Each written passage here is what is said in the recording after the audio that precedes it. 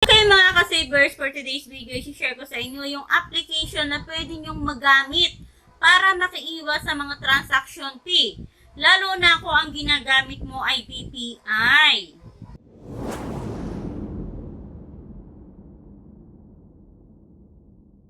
Okay mga ka-savers, ito yung way kung paano ka makaka-open ng Vibe application ng BPI sa cellphone mo. First, syempre, download natin yung Vibe na application ng BPI sa ating Google Play Store. And then, after nating ma-download, guys, ito na yung lalabas. Join the Vibe. Next lang natin. And then, after that, ito na po. Since bago pa lang tayo, guys, mag-join the Vibe muna tayo. Ito lang muna yung i-click natin.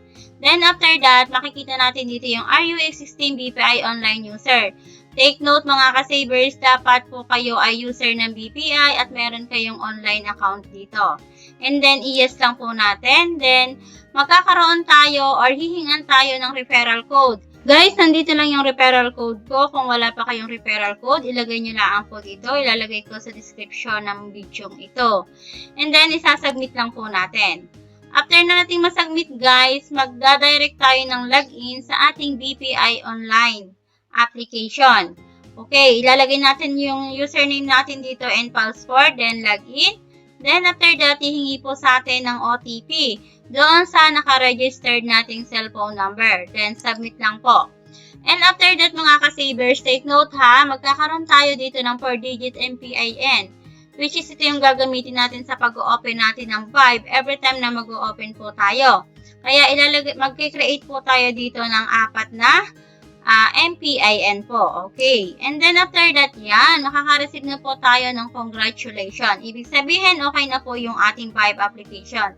And then, magkakaroon po tayo ng login. Okay. Then, guys, after natin malagin, ito na po yung portal natin ng Vibe application.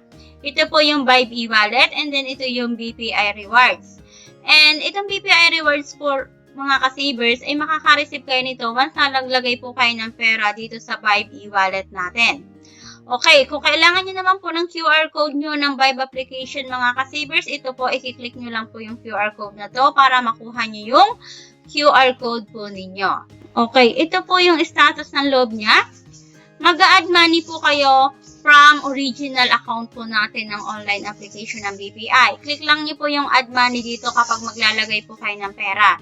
And once na magsisend po kayo ng pera, send money, request money, pwede rin po kayong mag-cash out and then send to bank. Ito yung magsisend po kayo ng pera sa ibang bank account.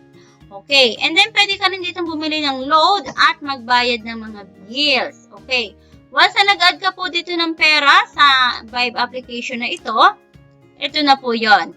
Automatically or i-click nyo po ito and then i-click nyo po yung inyong saving account. Okay po. And then, syempre, ilalagay natin magkano ba yung pera na gusto mong i-transfer dito sa Vibe wallet. And then, mga ka-savers, ayan. And magkakaroon tayo ng 6-digit message galing sa ating naka-registered na number para lang po dito. And after that, mga ka-savers, ito na. Ayan.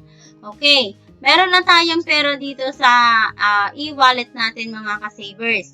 And syempre, magagamit na po yan or pwede na nating i-transfer yan sa mga taong papadalhan natin. Take note mga ka-savers, walang transaction fee once na gumamit ka ng e-wallet application.